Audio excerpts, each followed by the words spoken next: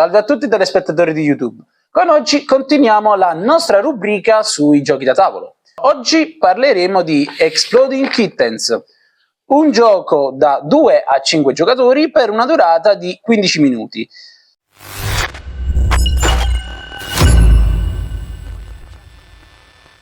Dunque, l'edizione che parleremo oggi è l'edizione quella per i maggiorenni, quindi comunque sono per chi fosse interessato al gioco, e questa edizione di cui parleremo, che è uguale anche alla versione classica, base, quella diciamo non per maggiorenni, avrà sempre le stesse regole. Ma adesso possiamo iniziare a parlare delle carte.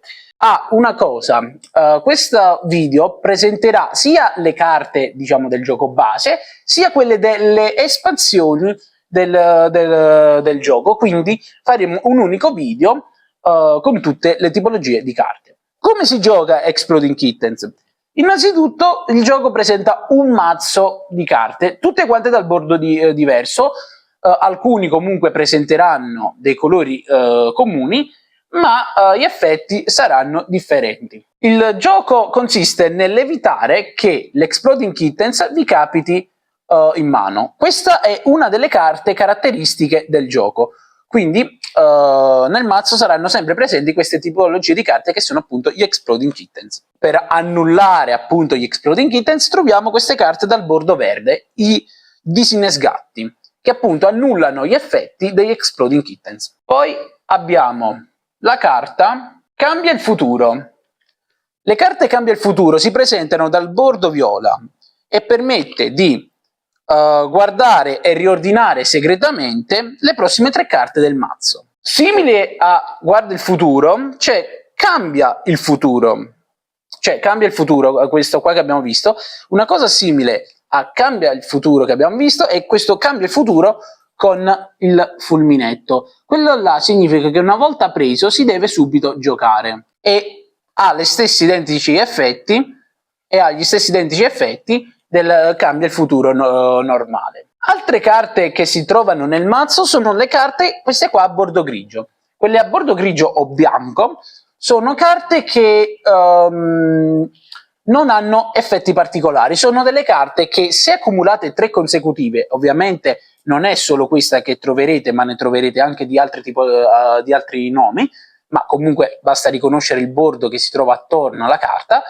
Se si dovesse avere 3 carte di questo tipo, si può rubare una carta dalla mano di un altro giocatore. Ad accompagnare ovviamente ci sono carte dal bordo grigio jolly che permettono di sostituire le carte dal bordo grigio di una tipologia con appunto quella tipologia lì. Faccio un esempio: abbiamo il gatto dalla vescica timida oppure il gatto baleno. Se dovessimo avere questa carta jolly, quella carta jolly sarà rispettivamente o una carta dalla vescica timida o un gatto baleno. Permetterà quindi di assumere la tipologia di quella carta. Altre carte che troveremo sono queste dal bordo rosso. Le carte dal bordo rosso sono i no, annullano in maniera universale gli effetti di una carta giocata. Sono delle carte molto importanti, soprattutto se si giocheranno delle carte a bordo arancione, che vedremo tra poco, o delle carte a bordo azzurro che vedremo tra poco. Quindi abbiamo detto queste qua sono delle carte che annullano gli effetti delle altre carte. Poi abbiamo le carte dal bordo giallo. Rispettivamente ne abbiamo di 2 tipologie. Abbiamo l'attacco mirato e l'attacco personale. Gli effetti sono pressoché simili, però qual è la differenza? L'attacco mirato, in questo caso quello che vi ho fatto vedere, permette di pescare a un giocatore a scelta 2 carte. Perché? Poi vi spiegherò meglio che cosa si intende questa cosa, perché in questo gioco il pescare è una parte molto cruciale della partita, perché si partirà con delle mani e si pescherà a fine turno, mai a inizio turno. Quindi l'attacco mirato permette, in questo caso di quello che vi abbiamo fatto vedere, permette di pescare 2 carte a un avversario e fa saltare il turno del pescaggio del proprio turno. Quindi salta la fase di pesca e fa sceglie un avversario e quell'avversario pescherà 2 carte. L'attacco personale, in questo caso, è, possiamo dire, l'opposto dell'attacco mirato. In questo caso, qua dice perché alcune carte presenteranno dei numeri qua sopra, non so se si vede, presenteranno dei numeri qua sopra. Quei numeri indicano il numero di carte da pescare. L'attacco personale in questo caso consiste nel far pescare non una, ma bensì 3 carte su se stessi. È molto rischioso, ma in alcuni casi può essere vantaggioso. Poi abbiamo le carte dal bordo porpora, probabilmente, che sono le carte condividi il futuro. Le carte condividi il futuro sono delle carte che permette di far vedere al giocatore successivo, tendenzialmente alla propria sinistra, di prendere le prime carte del mazzo e di farle vedere. Ovviamente si può anche riordinare l'ordine delle carte. Abbiamo poi le carte dal bordo rosa, prevedi il futuro, che similmente con cambia il futuro si pesca le carte dal mazzo, ma non si può riordinare a propria scelta. Come già detto, ci sono delle carte che permettono di pescarne 3 e altre che ne permette di pescare 5. Quindi ricordare sempre il numero che si trova negli angolini. Alcune carte ce l'hanno nell'angolino qui, altre ce le hanno nell'angolino qui. Prestare sempre attenzione al numero di carte che bisogna pescare per vedere. Poi abbiamo le carte dal bordo blu.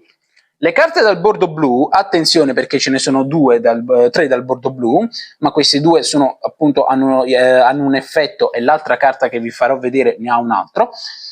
Queste carte dal bordo blu sono le carte salta, rispettivamente una carta salta normale e una carta super salta.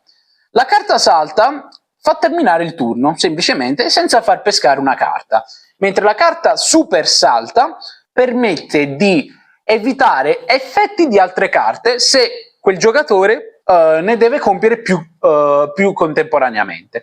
Facciamo un esempio: se deve pescare 3 carte tramite l'attacco mirato, con il super salta si può evitare di prendere appunto quelle 3 carte, quindi si salta il turno semplicemente. Abbiamo poi un'altra carta dal bordo, questa qua, allora, questa è la carta dal bordo grigio scuro.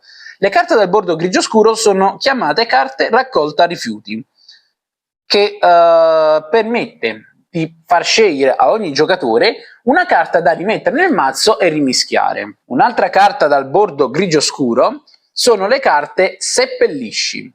Le carte seppellisci permette di terminare il turno rimettendo segretamente la carta che peschi nel mazzo, come se si fosse giocato un disinnesgatto. Vi spiegherò meglio dopo che cosa si intende questa cosa. Poi abbiamo un'altra carta dal bordo azzurro, dal bordo azzurro chiaro. La carta, quella la prendo io, che cosa fa? Mette questa carta di fronte a un altro giocatore per rubargli la prossima carta, che pescherà dal mazzo di pesca. Cosa significa? Che appunto una volta che il giocatore finisce il turno e deve pescare, in automatico quello là che ha giocato questa carta si prenderà la carta pescata. Quindi può essere un'arma a doppio taglio, perché può capitare che chi doveva pescare si becchi un Exploding Kittens. Abbiamo poi le carte dal bordo nero, le carte favore. Le carte favore permette di scegliere a un giocatore di prendere una carta a sua scelta, mai a propria scelta, a sua scelta. Poi abbiamo un'altra carta dal bordo azzurro, come vi avevo accennato prima, che sono le carte inverti. Come dice il nome stesso, cambia semplicemente l'ordine del giro. Abbiamo poi le carte dal bordo marrone chiaro, che sono le carte scambia la cima con il fondo. Come dice il nome stesso, permette di scambiare la prima carta del mazzo con l'ultima del mazzo. Abbiamo poi un'altra carta dal bordo marrone, la carta mescola. Permette di mischiare semplicemente il mazzo di carte. Abbiamo poi una carta dal bordo arancione chiaro, il Barking Kitten. Il Barking Kitten è una carta un po' pericolosa. Per quale ragione? Perché bisogna giocarla davanti a se stessi, e se qualcuno dovesse possedere un'altra carta simile, perché sì, ce ne sono altre di questa tipologia, deve giocare in automatico il disinnesgatto, altrimenti perde e viene eliminato. Oppure, in alternativa, se nessuno ce l'ha, deve tenerselo davanti a sé. Abbiamo poi le carte dal bordo giallo. Le carte dal bordo giallo sono le carte marchia. permette di far scegliere a un giocatore di tenere visibile a tutti quanti una carta della propria mano. Abbiamo un'altra carta dal bordo nero che è pesca dal fondo. Anziché pescare dalla cima appunto del mazzo, si pesca dal fondo. L'espansione di questo gioco permette di introdurre una nuova tipologia di carta pericolosa che è l'Imploding Kitten. L'Imploding Kitten al primo giro che viene trovato non succede niente, va rimessa nel mazzo, ma il prossimo che lo prende, indipendentemente se tiene o meno un disinnescato, perde. Adesso spieghiamo meglio come funziona una meccanica di gioco. Per capire le meccaniche di gioco abbiamo deciso di preparare una partita per 3 persone. Queste regole valgono in generale. Allora, ogni giocatore riceve una mano di 7 carte in automatico, in cui è compreso un disinnescato.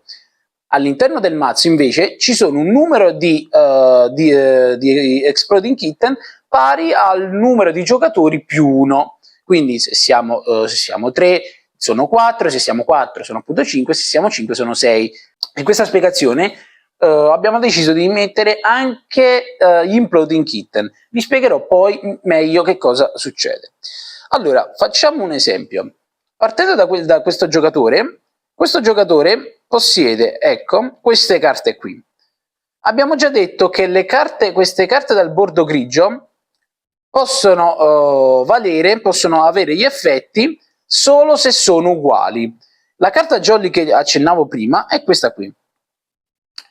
È la carta gatta selvatica, che se unita assieme ad altri 2 di barbagatto permette di rubare una carta a un giocatore a propria scelta. Facciamo un esempio. Questo giocatore vuole giocare la carta Cambia il futuro.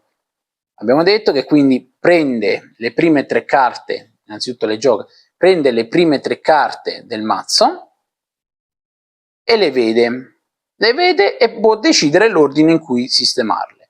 Facciamo un esempio che vuole sistemare come prima carta la carta salta e le altre 2 le carte seppellisci. Poiché è l'unico che sa, può stare tranquillo e pescare quando ha finito la mano di gioco. Si continua fino a quando non si trova la carta Exploding Kittens. In quel caso, se dovesse uscire la carta Exploding Kittens, si deve giocare la carta Disinnescato, che annulla appunto l'effetto dell'Exploding Kitten. Ovviamente va messo nel mazzo degli scarti e l'Exploding Kitten va rimesso nel mazzo. Solamente chi ha giocato il disinnescato può decidere l'ordine in cui mettere l'Exploding Kitten. Invece la carta Imploding Kitten, se dovesse uscire, va messo a faccia in su, perché deve essere visibile a tutti. Va messo a faccia in su in qualsiasi punto del mazzo. Quindi è come un Exploding Kitten, ma la differenza sta che l'Exploding Kitten rimane coperto, quindi non si sa dove è stato messo, mentre l'Imploding Kitten va messo a faccia in su. Questo fino a quando i giocatori rimanenti non sarà uno solo, e in quel caso sarà dichiarato il vincitore. Adesso possiamo passare ai voti, come abbiamo fatto finora. Allora, Exploding Kitten. Le meccaniche non sono particolarmente difficili e a tal proposito ho deciso di assegnare un voto 5 su 5, perché appunto le meccaniche sono estremamente semplici: giocare le carte, pescare dal mazzo. Nulla di così complesso, come si è potuto vedere. Abbiamo poi il design, che ho deciso di dare 3 su 5.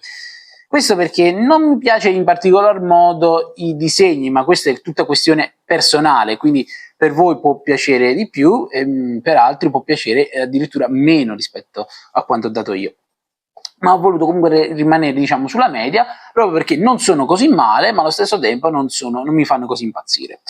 Per quanto riguarda la storia, nullo, perché comunque non c'è storia dietro, e la difficoltà da 1 a 5 ho deciso di dare 1, perché è troppo semplice. Non è nulla di così complesso, gli effetti delle carte stanno scritte sulle carte, quindi non è un gioco che richiede chissà quale impegno, e come risultato finale abbiamo deciso di dare una media di 3 su 5, 3 su 5, che onestamente a mio parere è un ottimo risultato per un gioco come questo. Detto ciò, il video qui finisce, vi invito a iscrivervi, a commentare e a condividere questo video se vi è piaciuto. Lasciate nei commenti qualche info che purtroppo mi sarò dimenticato involontariamente. Lasciate dei feedback ovviamente su quali altri giochi, volendo, possiamo portare qui sul canale, e noi ci rivedremo al prossimo video.